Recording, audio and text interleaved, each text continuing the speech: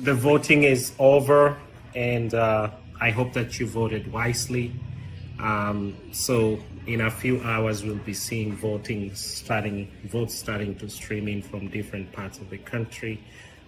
We already have one result from Narok where Baba killed it, and I just want to go through a few things to watch out for today in terms of the voting patterns. So if you want to know early who is going to be ahead, you have to look at the following patterns.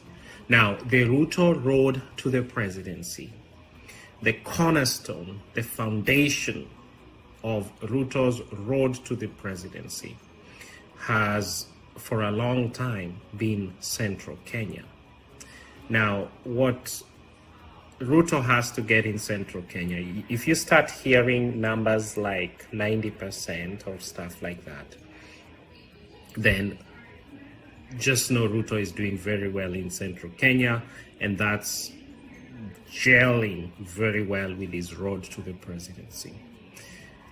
Again, he has to replicate that in Upper Eastern, which we're talking about the Meru, the Embu. So basically in Gema land, Ruto has to get 90s and maybe 80s, you know.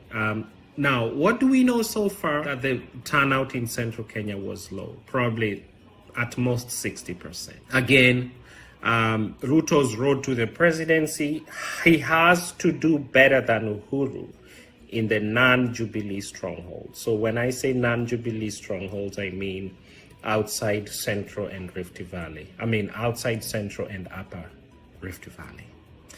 And so far we know that in Narok, Raila killed it in one of the polling stations. That's the only information I have. And then Ruto has to upset Raila in some of his strongholds like Western and Coast. The reason why I was concerned when I heard Chebukati announcing that he has suspended the gubernatorial elections in Coast, you know, somewhere in Kakamega and Mombasa, I was concerned because from my crunching of numbers, I knew that Ruto has to do well or suppress turnout in Coast and Western to stand a chance. And so this was like targeting about 3 out of 4 core regions that if they, you know, shift to Ruto, then he's gonna have a good night. So I don't know how that suppressed voter turnout, but if you start hearing that Ruto is sweeping Coast and sweeping Western, and with Western, I'm not surprised if he wins Bungoma and Trans Nzoia, you know.